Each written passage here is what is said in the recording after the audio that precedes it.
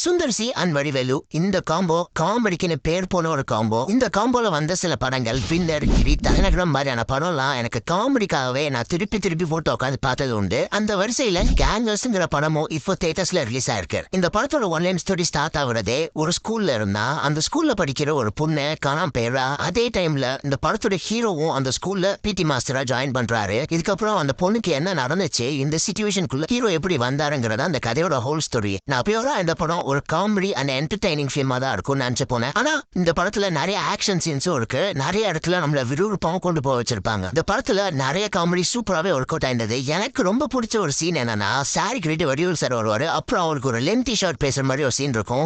இந்த ரெண்டு சீன் வரப்பவும் தியேட்டர்ஸ்ல எல்லாருமே பயங்கரமா சிரிச்சாங்க. எப்பவுமே நம்ம சுந்தர் சி சார் படம்னாலே ஒரு ஃபேமிலி என்டர்டைனிங் ஃபிலிமா தான் இருக்கும், நம்ம எல்லாத்துக்குமே தெரியும். அதே மாதிரி தான் இந்த படமும் ஒர்க் அவுட் ஆயிருக்கு. இந்த படத்துல ஒரு ஆட் ஆன் என்னன்னா, நம்ம வடிவேல் சாரும் கூட இருக்காரு. இந்த காம்போவும் நல்லா ஒர்க் ஆயிருக்கு. நான் முன்னாடியே சொன்ன மாதிரி இந்த படத்தோட பேரு கேங்கர்ஸ். நம்ம நியர்பை தியேட்டர்ஸ்லயே இந்த படம் அவைலபிளா இருக்கு. ஃபேமிலியோட போய் மிஸ் பண்ணாம பாருங்க.